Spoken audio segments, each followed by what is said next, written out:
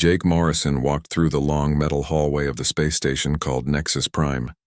His boots made quiet sounds on the floor.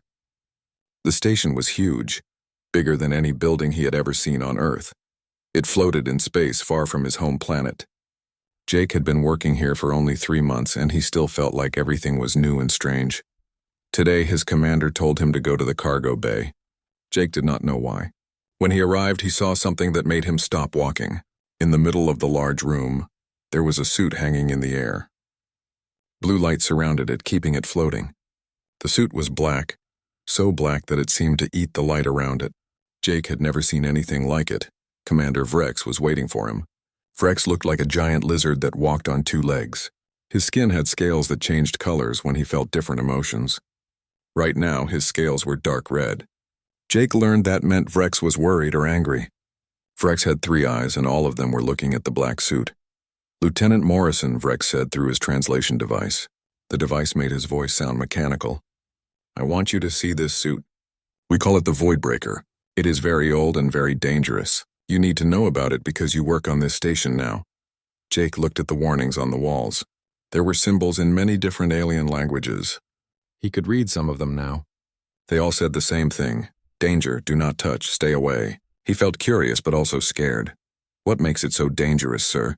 Jake asked. The suit did not look scary to him. It just looked like armor, like the kind soldiers wore back on Earth. Vrex made a clicking sound with his mouth. That suit was made by an ancient race called the Praetorians. They lived over 10,000 years ago. They are all dead now. The suit gives great power to whoever wears it. It makes you stronger, faster. It creates shields that can stop weapons. It can even let you teleport from one place to another. That sounds amazing, Jake said. Why don't we use it? Rex's scales turned darker. Because it kills everyone who tries to wear it. 17 different species have tried. All of them died. Some died quickly. Their bodies just fell apart. Others died slowly. Their minds broke first, then their bodies. We keep this suit here because we cannot destroy it. We have tried everything. The suit just repairs itself. So we lock it away and hope nobody is stupid enough to try it again. Jake felt a chill go down his back. He looked at the suit again. It hung there silent and dark. But now it felt different to him. It felt like it was watching him. That was crazy, he told himself. A suit could not watch anything. It was just metal and technology. Has anyone from Earth ever tried it? Jake asked. Humans, I mean. Vrex shook his large head. No. Humans are too new to the Galactic Coalition. You have only been in space for a few years. We would never let a human try something so dangerous. Now come. I will show you the rest of the station. They left the cargo bay, but Jake kept thinking about the suit. That night he could not sleep. He lay in his small room and stared at the ceiling. His mind kept going back to what Vrex had said. The suit killed 17 species, but humans were different from all those species, were they not? Jake got up and went to his computer. He started looking through the station's files. He was good with computers. Back on Earth, before he joined the space program, he worked in cybersecurity. He knew how to find information that people tried to hide. It took him 3 hours, but he found the files about the Voidbreaker suit. He read all the reports. Every species that tried the suit had something in common. Their bodies were very different from human bodies. Some had crystals in their brains. Others had silicon instead of carbon in their cells. Humans were pure carbon-based life. The reports never tested the suit on anyone like humans. Jake knew he should stop thinking about it. He should forget the suit and do his job. But something inside him would not let it go. Maybe it was curiosity. Maybe it was pride. He wanted to know if humans could do something all the other species failed to do. 3 days later, Jake made his decision. He waited until the station was in its night cycle. Most of the crew was sleeping. The cargo bay had security systems, but Jake had been studying them. He knew how to get past them. It was wrong and he knew it. But he had to know the truth. He moved quietly through the hallways. His heart was beating fast. When he reached the cargo bay, he used his computer skills to turn off the alarms for 30 seconds. That was all the time he needed. He slipped inside and the door closed behind him. The suit was there, hanging in its blue light. Jake walked toward it slowly. His hands were shaking. He told himself he could still leave. He could turn around and go back to his room. Nobody would know he was here, but he did not leave. He reached out and touched the controls for the containment field. The blue light disappeared. The suit fell, but it did not hit the ground. It hung there in the air, waiting. Jake took a deep breath. He reached out and touched the suit. It felt strange. Not hot or cold. Not hard or soft. It felt like nothing he had ever touched before. For a moment, nothing happened. Then the suit moved. It flowed like water up his arm. Jake tried to pull away, but it was too late. The black material spread across his body. It covered his chest, his legs, his other arm. It moved up his neck and over his head. Jake wanted to scream, but he could not. The suit covered his face and everything went dark. Then the pain started. But it was not the pain of dying. It was the pain of connection. Jake felt thousands of tiny threads pushing into his skin. They went deeper, connecting with his nerves, his muscles, his bones. Information flooded into his mind. Numbers, symbols, images he could not understand. He fell to his knees. The suit was doing something to him. But he was not dying. He was changing. The suit was becoming part of him, and he was becoming part of it. Jake could feel new senses opening up. He could sense the energy flowing through the station. He could feel the emptiness of space outside the walls. After what felt like hours but was probably only minutes, the pain stopped. Jake stood up slowly. He felt different, stronger, more aware. The suit had changed. It was no longer loose and hanging. It fit him perfectly like a second skin. He looked at his hands. They were covered in the black material, but he could feel everything as if his hands were bare. Suddenly, alarms started blaring. Red lights flashed in the cargo bay. Jake realized the security system had detected that the containment field was down. People would be coming. Lots of people. And they would all be very angry. Jake stood in the middle of the cargo bay, wearing the suit that had killed 17 different species. But he was alive. He was more than alive. He felt better than he ever had in his entire life. The Voidbreaker suit had found a human, and for the first time in 10,000 years it had found someone it could bond with. Now Jake just had to explain this to everyone who was about to arrive with weapons. The alarm was so loud that Jake felt it in his bones. The suit seemed to react to the noise. Information appeared in front of his eyes, floating in the air like a computer screen that only he could see. The suit was showing him where people were moving in the station. It was showing him their heart rates, their body temperatures. It was showing him everything. The cargo bay doors opened with a loud crash. Security Chief Kalira ran in first. She looked like a giant insect with 4 arms. Each arm held a different weapon. Her big eyes got even bigger when she saw Jake standing there in the black suit. "Morrison," she said in her clicking voice. Her translator device made her sound angry and scared at the same time. "Take off the suit right now. You have maybe 1 minute before it kills you. The other species had 1 to 2 minutes before they started dying." Jake held up his hands to show he was not dangerous, but the suit responded to his thoughts. Energy appeared around his hands, glowing softly. Kalira jumped back and pointed all 4 of her weapons at him. "Wait," Jake said quickly. "I am okay, I feel fine. Actually, I feel great. Better than great. The suit is not hurting me." More people ran into the cargo bay. Commander Vrex was there, along with at least 20 security officers. They all had weapons. They all looked shocked. Vrex's scales had turned bright purple. Jake had never seen that color before, but he knew it meant something bad. "You fool," Vrex shouted. His voice was louder than Jake had ever heard. "Do you know what you have done? That suit does not kill fast. First you feel good. You feel powerful. Then your cells start to break apart. Your brain stops working. Then you die in terrible pain." Jake looked at the suit's information displays. They were showing him everything about his body. His heart was beating fast, but that was just because he was nervous. Everything else looked normal. Better than normal, actually. "Sir, I know this looks bad," Jake said. He tried to keep his voice calm. "But look at me. I put the suit on several minutes ago. I should be dead by now, right? But I am fine. My body is working with the suit, not fighting it." Dr. Henley pushed through the crowd. She was human like Jake, one of only 5 humans working on the station. She had medical equipment in her hands. The equipment was making beeping sounds and showing lights. "This is impossible," Dr. Henley whispered. She was looking at her medical scanner, then at Jake, then back at the scanner. "Jake, your vital signs are perfect. More than perfect. Your heart is stronger. Your brain activity is higher. The suit is not killing you. It is making you better." Everyone in the cargo bay went quiet. They all stared at Jake. Some looked amazed. Some looked scared.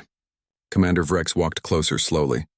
His 3 eyes were blinking in a pattern that Jake's suit translated as confusion mixed with worry. "If what Dr. Henley says is true," Vrex said slowly, "then everything we know is wrong. Morrison, you should be dead, but you are standing there like nothing happened. This changes everything." Over the next few hours, Jake had to do many tests. Dr. Henley and the other scientists scanned him with every machine they had. They took samples of his blood. They checked his brainwaves. They made him walk, run, and lift heavy objects. Every test showed the same thing. Jake was healthy. The suit was bonded to him, and it was working perfectly. Commander Vrex called a meeting in the main briefing room. All the important officers were there. Jake sat at the table, still wearing the suit. He tried to take it off, but it would not come off. The suit told him through their connection that it was part of him now. Taking it off would be like trying to take off his own skin. Chief Scientist Zolara spoke first. She was not solid like other people. She was made of pure energy that glowed inside a special suit. Her voice sounded like music. "We have been studying the old Praetorian records," she said. "The Praetorians who made this suit were very similar to humans. They had carbon-based bodies like humans.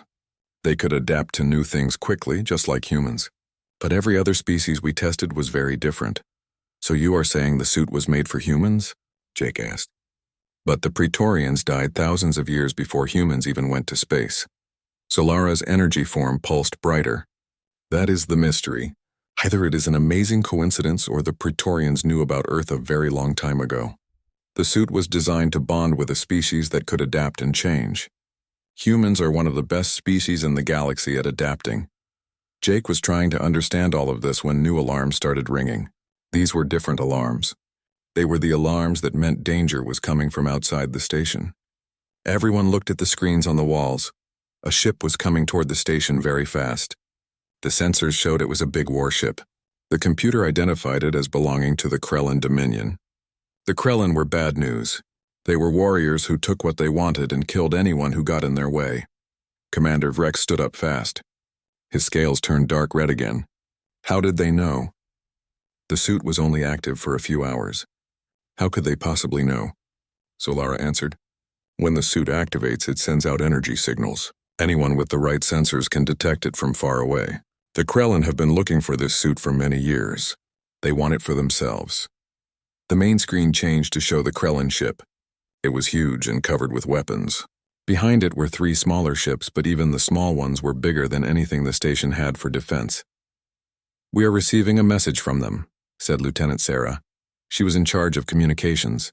She had special mental powers that helped her talk to other species. "Should I put it on the screen?"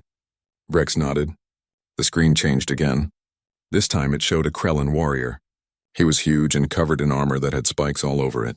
His face was hidden behind a helmet, but Jake could see 4 red eyes glowing in the darkness. "I am Admiral Kretch," the Krellin said. His voice sounded like rocks grinding together. "We know you have activated the Praetorian weapon. Give it to us now.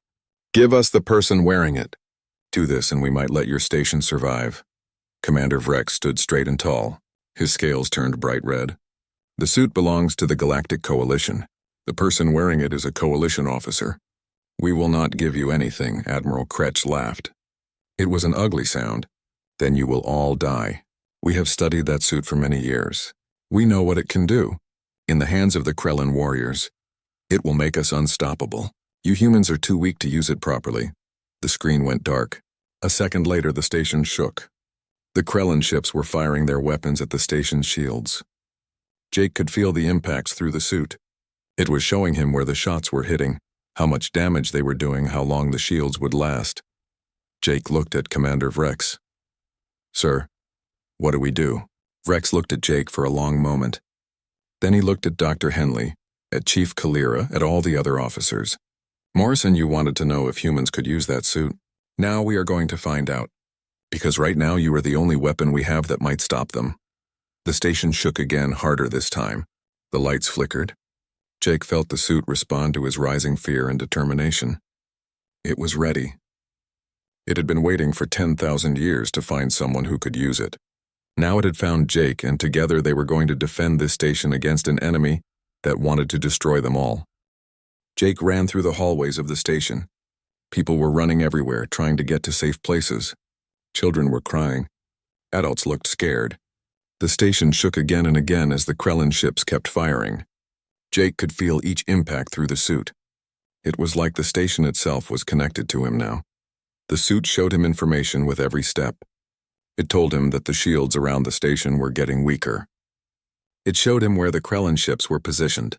It even showed him what the enemy was planning to do next. The suit could predict things before they happened. Jake reached the main concourse. This was a big open area near the docking bays.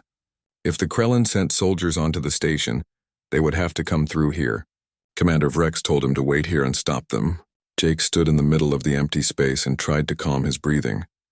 He had never been in a real battle before. Sure, he went through military training on Earth. He learned how to shoot guns and follow orders. But this was different. This was aliens with advanced weapons trying to kill him and everyone on the station. His hands started to shake. The suit sensed his fear. Suddenly, Jake felt calmer. The suit was doing something to his brain, helping him focus. It was not controlling him. It was more like it was helping him be brave. Information kept flowing into his mind. The suit was teaching him how to fight, showing him moves and techniques from ancient battles. A loud explosion came from the outer wall. The Krellin had stopped shooting at the shields. Now they were sending boarding pods. These were small ships that crashed into the station and released soldiers. Jake counted 6 impacts. That meant a lot of enemy soldiers were coming. He heard them before he saw them. Heavy footsteps. Metal scraping on metal. Weapons charging up with a high-pitched whine. Then the doors at the far end of the concourse exploded inward. Smoke filled the air. Through the smoke, Jake saw them coming. 20 Krellin warriors marched into the concourse. They were tall and covered in armor that looked very strong. Each one carried weapons that glowed with energy. Behind them came something even bigger. It was a battle mech, a giant robot with a Krellin pilot inside. The mech had huge guns on its shoulders. The Krellin leader saw Jake standing alone. He made a gesture with his clawed hand. The other Krellin spread out in a fighting formation. They were trained soldiers. They knew what they were doing. The leader spoke in his grinding voice. One human, just one human in the ancient suit. This will be easy. Try not to damage the suit too much when you kill him. Jake felt the suit respond to the threat. Energy flowed through his body. His senses became sharper. He could see better, hear better, feel the air moving around him. The suit was activating all its combat systems. It was ready for battle, and so was Jake. The Krellin fired first. 20 energy weapons all shot at once, the air filled with deadly bolts of plasma. But Jake was not there anymore. The suit had teleported him across the room in an instant. 1 second he was standing in the middle, the next he was behind the enemy soldiers. Jake moved faster than he ever had before. The suit made him strong and quick. He hit the nearest Krellin soldier with his fist. The soldier flew backward and crashed into 2 others. Jake spun and kicked another soldier. His movements were perfect, like he had been training for years. The Krellin tried to shoot him, but he was too fast. When they did hit him, the suit's shields blocked the shots. Blue energy appeared around Jake, protecting him. The shots that should have killed him just bounced off harmlessly. The battle mech turned and aimed its big guns at Jake. He saw it happening before it fired. The suit showed him where to move, when to jump. The mech fired and the concourse exploded with energy, but Jake was already in the air, flipping over the shots. Jake landed on top of the mech. The suit created a glowing blade made of hard light in his hand. He did not even think about it. The suit just made the weapon appear because he needed it. He drove the blade into the mech's control systems. Sparks flew everywhere. The mech froze, unable to move. More Krellin soldiers rushed at him. Jake jumped off the mech and faced them. He was not scared anymore. The suit and his mind were working together perfectly. He could predict what the enemy would do. He could move faster than they could react. He felt like he could do anything. In the operations center, Dr. Henley was watching everything on the security cameras. Commander Vrex stood beside her, his scales changing colors rapidly. Neither of them could believe what they were seeing. One human was defeating 20 trained Krellin warriors in a battle mech. "This is incredible," Dr. Henley whispered. She looked at her medical scanner. His brain activity is off the charts. The suit is not just making him stronger. It is making him smarter too. It is showing him how to fight. Back in the concourse, the battle was ending. Most of the Krellin soldiers were on the ground, knocked out or tied up with glowing ropes that the suit created. The rest had surrendered. They dropped their weapons and raised their hands. They had never seen anything like Jake before.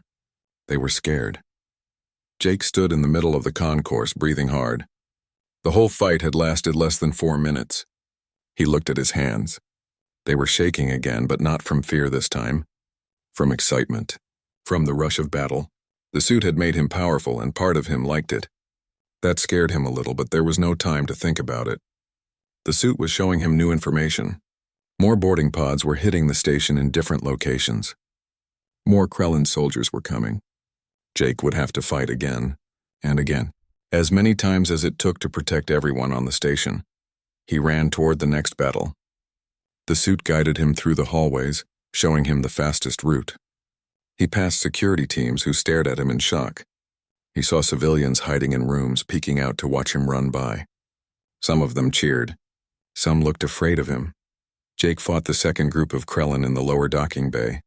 He fought the third group near the reactor room. Each time he won. Each time he got better at using the suit. It was learning from him, and he was learning from it. They were becoming one. But then something changed. During the fourth battle, Jake felt something strange. The suit was offering him more power. It was showing him abilities he had not used yet. Stronger weapons, faster movement, more shields. All he had to do was accept it. Let the suit connect deeper with his brain. Jake hesitated. More power sounded good. But he remembered what Commander Vrex said. The suit killed other species by connecting too deeply, too fast. Maybe it was being careful with Jake. Maybe it was asking permission instead of forcing it. He pushed the thought away and kept fighting. He could think about that later. Right now, people needed him. Above the station, Admiral Kretch was watching his soldiers fail. His red eyes glowed brighter with anger. He had lost 3 boarding parties. One human had defeated them all. Admiral Kretch made a decision. If he could not take the suit, he would destroy it. He ordered his ships to stop sending soldiers. Instead, they would use their biggest weapons. They would break the station apart. Even the amazing suit could not protect everyone if the whole station exploded. The Krellin ships charged their main guns. These were weapons designed to destroy other warships. They would tear through the station like paper. Jake felt it through the suit. He saw the energy building in the enemy ships. He saw the calculations. The station had maybe 5 minutes before it was destroyed. Maybe less, and the suit was showing him that one thing again. The offer of more power. With deeper connection, with full bonding, he could do something amazing. He could create a shield big enough to protect the entire station. But it would mean letting the suit become a permanent part of his mind. There would be no going back. Jake stood in the hallway, surrounded by defeated enemies, facing the biggest choice of his life. 3,000 people lived on this station. Families, scientists, workers. They would all die if he did nothing. The choice was not really a choice at all. Jake closed his eyes and made his choice. He opened his mind to the suit completely. He stopped holding back. He let the suit connect deeper into his brain, into his thoughts, into everything that made him who he was. The feeling was overwhelming. It felt like diving into an ocean. Information rushed into his mind faster than he could process. He saw memories that were not his own. Battles from thousands of years ago. Ancient warriors wearing the same suit he wore now. The Praetorians, the race that built the suit, fighting in wars long forgotten. But it was not just memories. The suit was teaching him. It showed him how to use abilities he did not know existed, how to manipulate energy fields, how to create force shields on a massive scale, how to tap into power sources beyond normal understanding. Jake felt his mind expanding to hold all this new knowledge. In the operations center, Dr. Henley gasped. "Commander," she said urgently, "look at these readings. Morrison's neural activity just jumped to levels I have never seen. The suit is integrating with his entire nervous system. This is either going to work perfectly or kill him in the next few seconds." Commander Vrex watched the screens showing Jake. The human had not moved, but the suit around him was glowing brighter and brighter. Energy was gathering around Jake's body like a storm. Jake opened his eyes. They glowed with the same light as the suit. He understood everything now. The suit had not killed those other species out of malice. They died because they tried to force the suit to obey them. They tried to control it like a tool. But the suit did not want a master. It wanted a partner, someone who would work with it, not against it. The Krellin ships were almost ready to fire. Their massive guns were glowing with deadly energy. Jake could feel the power building up. He had seconds to act. He ran to the nearest airlock. The doors opened automatically for him. The suit created its own air supply and shields to protect him from space. Jake stepped out into the emptiness of space. He had never done anything like this before. The stars surrounded him in every direction. The station was behind him, huge and damaged. The Krellin ships were in front of him, their weapons pointed at the station. At his home, he raised his hands. The suit responded to his will. Power flowed through him like electricity through wires. But it was not just the suit's power. It was his power too. Human willpower, human determination, human stubbornness. The suit amplified it all and turned it into something real. A dome of pure energy exploded outward from Jake's position. It expanded in all directions, growing bigger and bigger. The shield was made of force fields and quantum energy, and things Jake barely understood.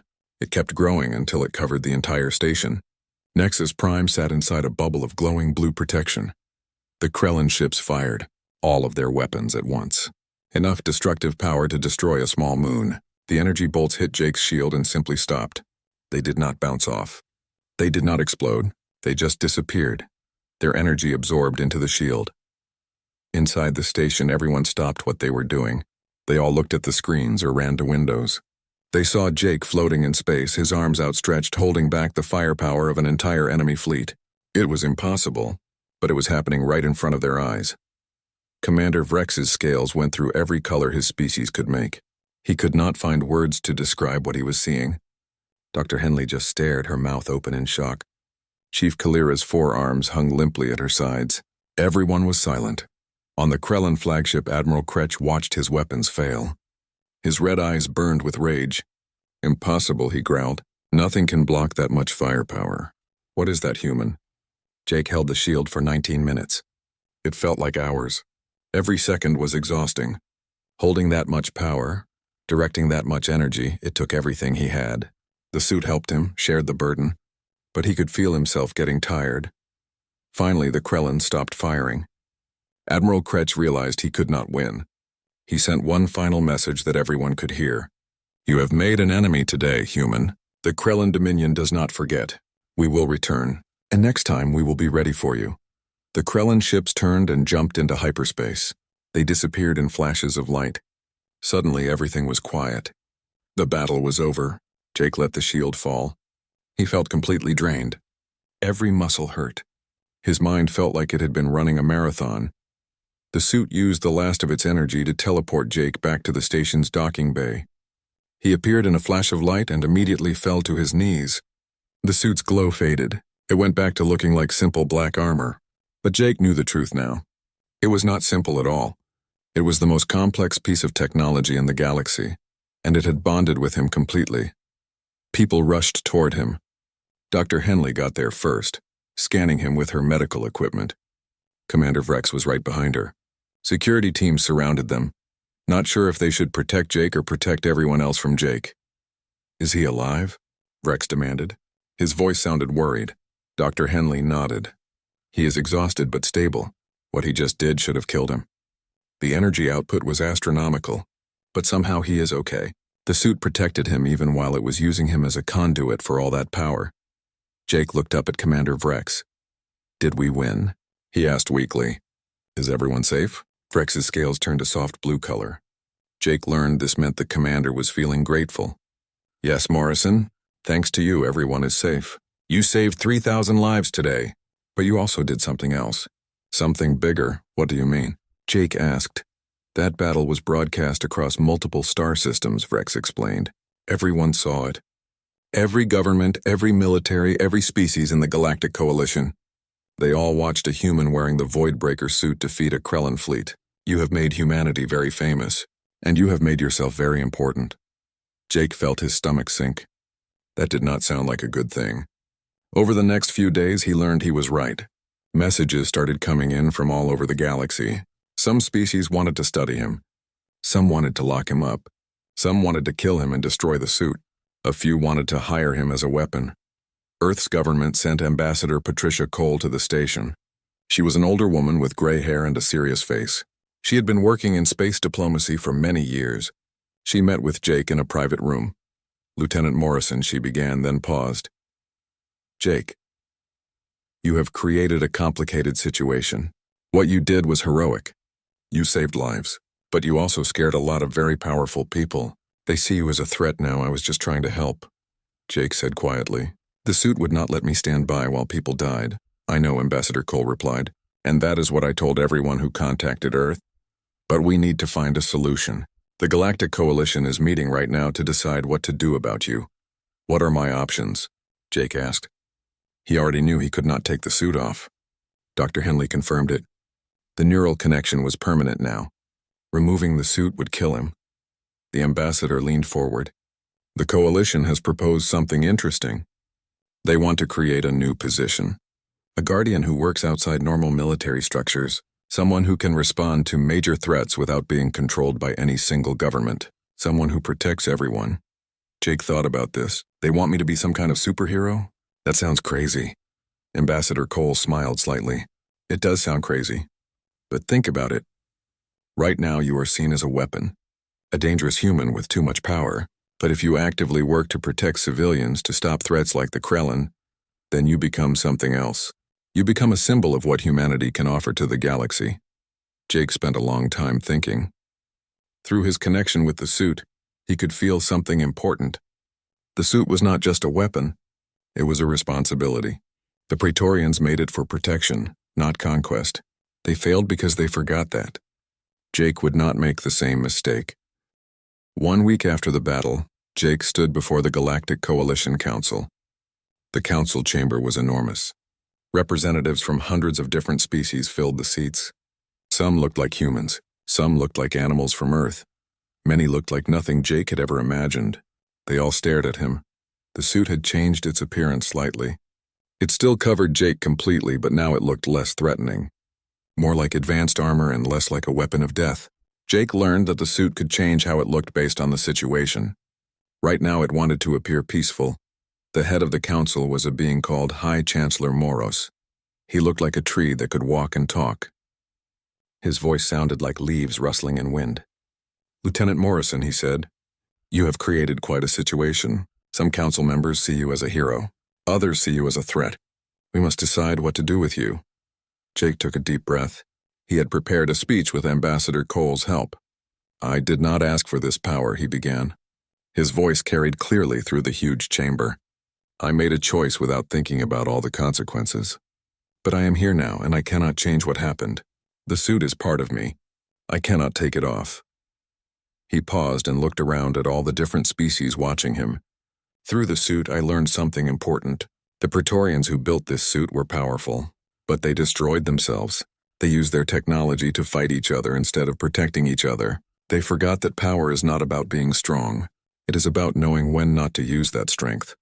The council members listened carefully. Some of them nodded. Others looked skeptical. Jake continued. If the coalition will accept me, I want to use this suit to protect people, not to conquer or intimidate. I want to stand between civilians and threats they cannot face alone. I want to prove that humans understand responsibility. The debate that followed lasted for many hours. Jake had to leave the chamber while they discussed. He waited in a side room with Commander Vrex, Dr. Henley, and Ambassador Cole. None of them knew what the council would decide. You gave a good speech, Vrex said. His scales were a calm blue color. But speeches are easy. Living up to your words will be much harder. I know, Jake replied. The Krellin will come back, and they are not the only danger out there. By bonding with this suit, I made myself a target. I made humanity a target, too. Finally, after 6 hours of waiting, they called Jake back into the chamber. High Chancellor Morrow stood to announce the decision. The Galactic Coalition has made its choice, he said. We will accept Lieutenant Morrison's offer. He will be given the title of Guardian. He will operate under Coalition authority, but with significant freedom to act. He will respond to threats across all of known space. The Chancellor's branches moved as he spoke. But understand this, human. You will be watched carefully. If you abuse this power, if you use it for personal gain or to harm innocents, the full force of the Coalition will come down upon you. Do you accept these terms? Jake stood straight. I accept. The council gave Jake a ship and a small crew. The ship was fast and equipped with advanced technology. It was not a warship. It was designed for rapid response to emergencies. Jake would be able to travel quickly to anywhere in Coalition space. Dr. Henley volunteered to be his medical officer. She wanted to continue studying how the suit affected Jake's body. Chief Kalira assigned some of her best security officers to his crew. Even Commander Vrek said he would help when possible. Before Jake left Nexus Prime, he received a message from Earth. It was from his sister, Lisa. She was the only family he had left. Their parents died years ago in an accident. The message was short but emotional. Little brother, the message said. I saw what you did on the news. Everyone on Earth saw it. You are famous now. Some people think you are a hero. Some think you are dangerous. I just think you are my brother who always wanted to help people. Mom and Dad would be proud. And scared, I am both. Please be careful out there. Come visit when you can. Jake recorded a reply promising to visit Earth soon. Then he boarded his new ship. The vessel was called the Defender. It was a good name. The ship lifted off from Nexus Prime and headed toward the stars. Jake stood on the bridge, looking at the main screen showing space ahead. His first assignment was already waiting. A colony ship had disappeared near a dangerous region of space. Pirates were suspected. Jake would investigate and rescue any survivors. Dr. Henley came to stand beside him. How are you feeling? She asked. She still monitored his health constantly. Nervous, Jake admitted, excited, scared, all at the same time. A week ago, I was just a junior officer doing routine work. Now I am supposed to be a guardian for the entire galaxy. That is a lot of responsibility. You are not alone, Henley reminded him. You have a crew. You have allies. And you have that suit, which seems to genuinely care about protecting you. Together, maybe you can make a difference. Jake nodded. Through his connection with the suit, he could feel its agreement. The suit had waited 10,000 years for someone like him. Not someone perfect, not someone fearless.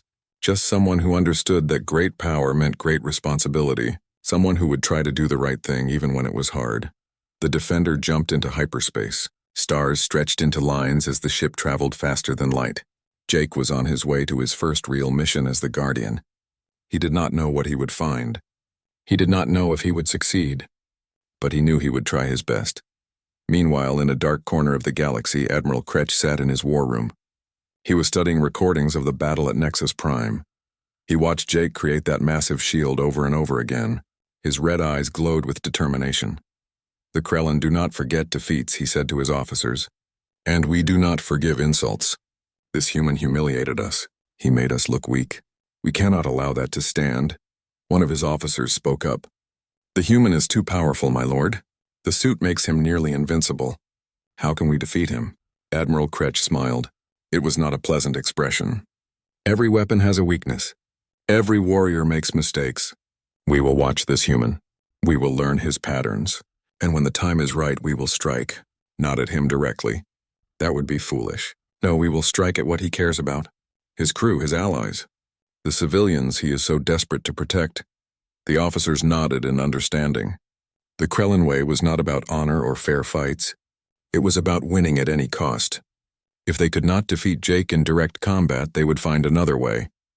Back on the Defender, Jake had no idea that enemies were already planning against him. He was focused on his mission, on learning to use his new ship, on understanding his role as Guardian. The suit kept showing him information about the galaxy. There were so many threats out there. Pirates, rogue military groups, spatial anomalies, hostile aliens. The list seemed endless. But there were also beautiful things. Civilizations working together, species helping each other, children playing in safety because someone was watching over them. That was what Jake wanted to protect. That was what made all the danger and responsibility worth it. The suit hummed quietly in his mind. Content. For 10,000 years it waited alone in darkness. It killed those who tried to use it because they wanted to control it, to dominate it, to make it serve them. But Jake was different. He treated the suit like a partner. He respected it. In return, the suit gave him everything it had. Together they were something new. Not just human. Not just machine. Something in between. A guardian who could stand against the darkness. A symbol of hope for the innocent. and a warning to those who would harm others. Jake Morrison had worn the alien death suit and everyone was mad about it. Some species feared him. Some wanted to study him. Some wanted to destroy him. But none of them could ignore him. One human had changed the balance of power in the galaxy. And this was just the beginning of his story. 3 months had passed since Jake became the Guardian. In that time, he responded to 17 different emergencies. He rescued colonists from a failing space station. He stopped pirates from raiding trade routes. He helped scientists escape from a dangerous spatial anomaly. Each mission taught him something new about using the suit and about the galaxy itself. Today, Jake sat in the mess hall of the Defender, eating lunch with his crew. Dr. Henley was there along with Security Officer Pete Collins, a human who transferred from Earth's defense forces. Also present were Navigator Thrix, who looked like a floating jellyfish, and Engineer Kara Wright, another human who kept the ship running. "The news feeds are talking about you again," Kara said, pointing at a screen on the wall. The Galactic News Network was showing footage of Jake's latest mission. He had stopped a runaway cargo ship before it crashed into a populated moon. Jake shrugged. He never liked watching himself on the news. It felt strange. "What are they saying this time?" "Mixed reactions as usual," Dr. Henley replied. "Some species are calling you the greatest hero in the galaxy. Others are still worried about how much power one person has. A few governments are demanding that the coalition put more restrictions on you." Pete laughed. "Let them complain. You are doing good work, boss. Those families on that moon are alive because of you. That is what matters." Before anyone could respond, alarms sounded throughout the ship. Everyone dropped their food and ran to their stations. Jake reached the bridge first. The main screen showed an urgent message from Coalition Command. "Guardian Morrison," the message began. It was from High Chancellor Moros himself. "We have a critical situation. The research station Omega-7 has sent a distress signal. They report that the Krellin Dominion is attacking them. Admiral Kretch is leading the assault personally. The station has civilians, including families and children. You are the closest coalition asset. Please respond immediately." Jake felt his stomach tighten. Kretch. The Krellin admiral who swore revenge after the battle at Nexus Prime. This was not a coincidence. Kretch was drawing him out using innocent people as bait. But Jake had no choice. He could not let civilians die even if it was a trap. "Set course for Omega-7, Jake ordered. "Maximum speed. Thrix, how long until we get there?" The jellyfish-like navigator consulted his instruments. 47 minutes at full hyperspace velocity. Dr. Henley looked worried. "Jake, this feels wrong. Why would Kretch attack a research station? There is nothing valuable there. It is just scientists studying local star formations because he wants me," Jake said quietly. "He knows I will come to help." "This is personal." Pete checked his weapons. "Then we are walking into a trap probably," Jake agreed. "But what choice do we have?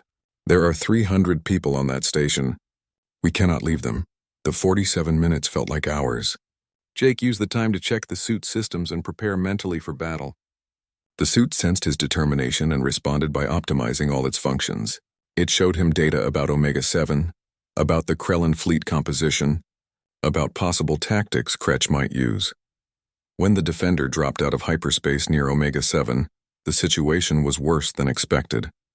5 Krellin warships surrounded the research station. The station's shields were failing. Escape pods were launching, but Krellin fighters were shooting at them. "They are killing civilians trying to escape," Kara said, her voice shaking with anger. "Those are unarmed escape pods." Jake felt rage building inside him.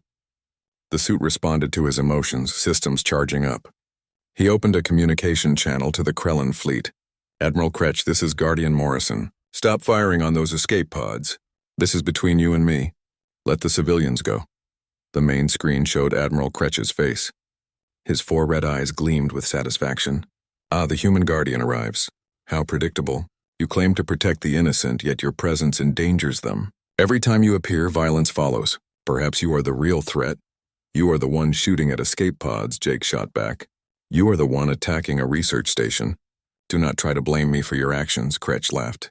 "Here is my offer, human. Surrender yourself and that suit to me. Come aboard my flagship without resistance. Do this, and I will let everyone on that station live. Refuse, and I will destroy the station and every escape pod.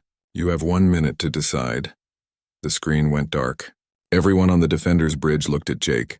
Dr. Henley spoke first. "You cannot trust him. Even if you surrender, he will probably kill everyone anyway.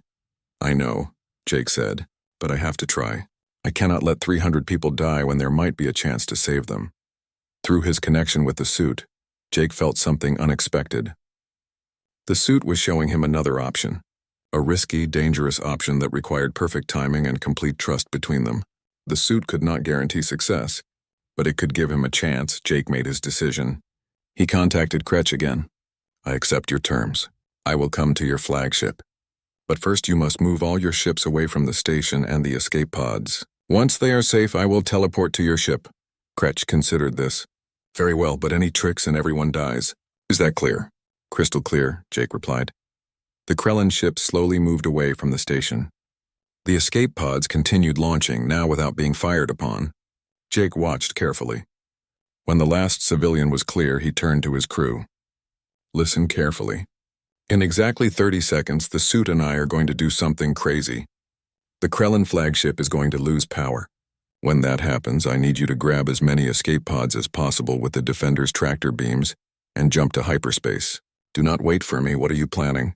Dr. Henley demanded. Jake, do not do anything stupid. Jake smiled. Too late for that. Just trust me. And if this does not work, tell my sister I tried. Before anyone could argue, Jake activated the suit's teleportation system. He appeared on the bridge of the Krellin flagship in a flash of light. Dozens of Krellin warriors immediately pointed weapons at him. Admiral Kretsch stood from his command chair, victorious. How noble, the Admiral said mockingly. The Great Guardian surrenders to save others. Your human weakness is so predictable. Now remove that suit. Jake raised his hands as if in surrender. Then he spoke quietly to the suit through their mental connection. Now. The suit released a massive electromagnetic pulse in all directions. Every electronic system on the Krellin flagship went dark. Lights, weapons, shields, life support, everything shut down instantly. The ship was dead in space.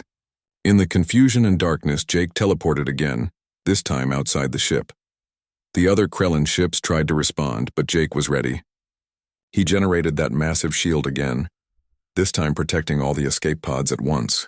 The Defender grabbed as many pods as it could with tractor beams and jumped to hyperspace, escaping with dozens of civilians. Jake stayed behind, holding the shield, buying time for everyone to escape. When the last escape pod jumped to safety, Jake finally let himself teleport away. He reappeared in empty space far from the Krellin fleet. He was exhausted, drained completely. But everyone was safe. The suit had just enough energy left to send out a distress beacon. Jake floated in space, too tired to move, trusting that someone would find him. He looked at the stars around him and thought about everything that had happened. He wore an alien death suit and everyone was mad about it. But he had saved 300 lives today. That was worth any amount of anger from his enemies. 2 hours later, the Defender found him and brought him aboard. His crew was relieved to see him alive. All the civilians had been rescued. Omega-7 was damaged but repairable. And Admiral Kretsch's flagship was still floating dead in space, a humiliating defeat for the proud Krellin warrior. As Jake recovered in the medical bay, Dr. Henley ran her scans. You are going to be fine, she said. But Jake, you cannot keep taking risks like this. One day your luck might run out. Jake smiled weakly. It is not luck, Doc, it is trust. The suit and I trust each other. Together we can do things that seem impossible. That is what makes us strong. News of the rescue spread quickly through the galaxy. Some people said Jake was a hero. Others said he was reckless. But everyone agreed on one thing. The human who wore the alien death suit was someone you wanted on your side. And if you were an enemy of innocent people, he was someone you should fear. Because Jake Morrison, the Guardian, would always come when people needed help. Always.